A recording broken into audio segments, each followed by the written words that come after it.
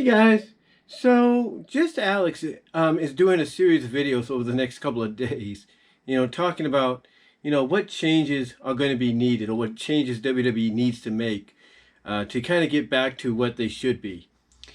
And when I listen to what he says about this, and I haven't watched it all yet, but I kind of get an idea of what he wants to talk about.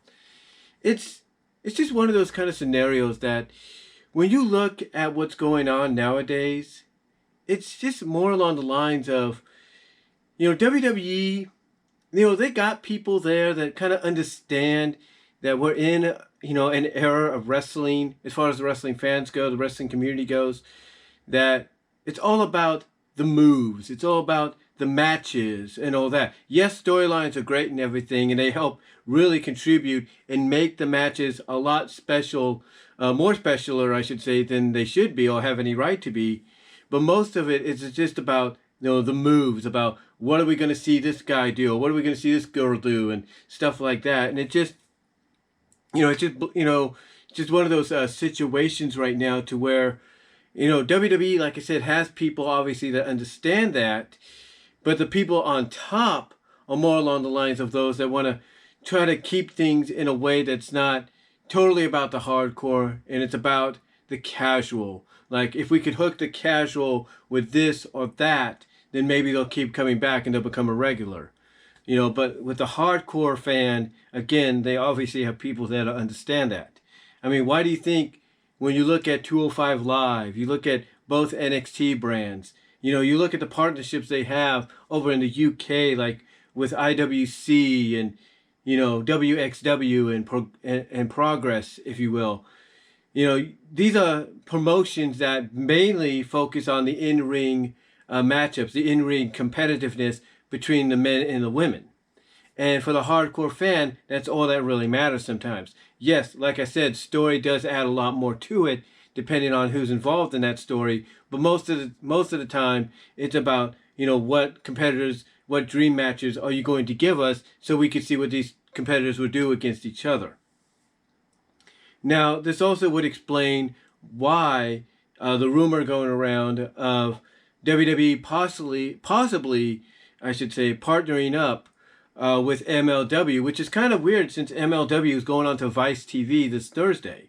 Now, the rumor about that is MLW and WWE, if this turns out to be true, will exchange talent. In other words, any NXT talent that's not being utilized right now will be sent over to MLW, and whatever MLW talent's not being utilized as much will be sent over to NXT. I mean, rumors have been circulating that WWE wants Alexander Hammerstone. They want Jacob Fatu. They want freaking Contra, if you will. And, whoever is coming up with this possible deal to be made and become a reality obviously is one of those people that understand that we're in this era of hardcore fan wrestling. In other words, fans that want to see certain dream matches that they wouldn't expect to see because certain superstars, certain men and women are part of different promotions. But basically, if this deal comes to fruition, then maybe that will become a reality as far as those that follow NXT and MLW. But that's the whole scenario. That is why when you look at AEW and you look at Impact Wrestling in a sense and the partnerships they have, it's not just about the storytelling that goes along with those involved in said stories, even if it's for championships or not, or centers around championships. It's mainly because they're basically giving the hardcore fans what they want. They're giving them the kind of matches they want. This is why when you look at AEW, despite how you might feel about them, this is why you see the Young Bucks going out there and nearly ending their careers or putting their careers on the line with some of the matches. This is why you see, the Acclaim doing the same stuff, Top Flight doing the same stuff. This is why you see Darby Allin doing what he does. This is why you see Kenny Omega doing what he does. Basically, it's because they realize that no matter who they go up against, if they could put on a match that's going to get people off their feet, they've done their job. And they're mainly doing that because they know we're in an era of the hardcore wrestling fan. Not just hardcore wrestling, physical violence, blood and guts and all that. No.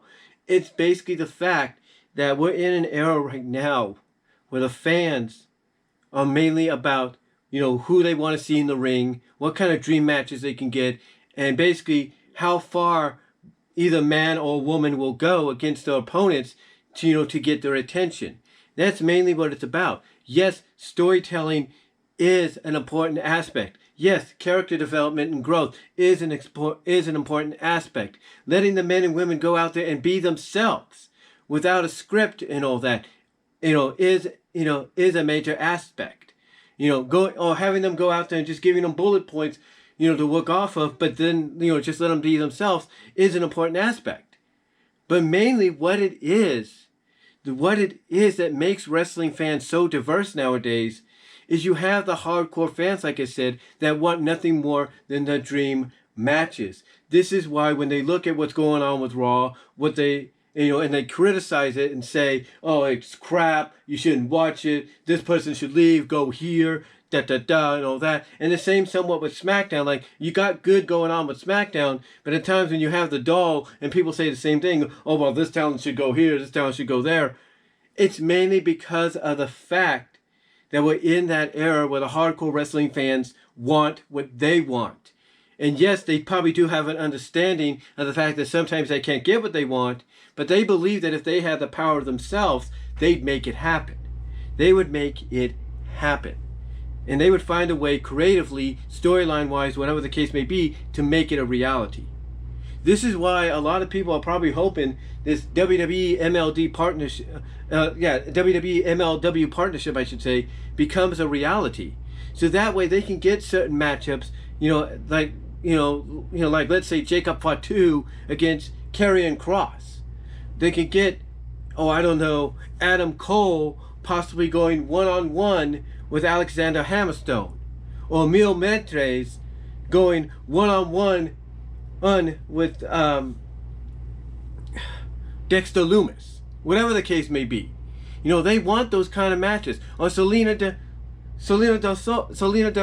Dentes, going probably, because she is a wrestler herself, Selena, off of MLW, going one-on-one with, let's say, Zoe Stark. They want these kind of matches. And if this deal goes through, they'll probably get them. The point is, in the end, folks, Alyx, hopefully you watch this. In the end, yes, everything that, you're going to be talking about and everything that I just mentioned is important. Storytelling, character development, letting superstars, men and women, go out there and be themselves, go unscripted, or give them bullet points and let them work off that and still be themselves. Those are important aspects. Giving fans things or matches and stuff that they want to see are important aspects. There's no doubt about it. And everything you're going to touch upon is true to a fault. But in the end, what it is right now, we are in a hardcore wrestling, a hardcore fan era. And it's an era that AEW understands, that Impact understands, MLW understands, New Japan, AAA, all of them outside of WWE understand, as well as those that work in WWE for, let's say, NXT and NXT UK and 205 Live and somewhat for SmackDown. They understand that. But there are certain people that don't. And those that don't obviously are the ones that are in charge of Monday Night Raw and some segments on NXT, NXT UK, and 205 Live and SmackDown. The ones that make those atrocious segments or atrocious 3 hours of Raw, whatever the case may be, are the ones that don't get it.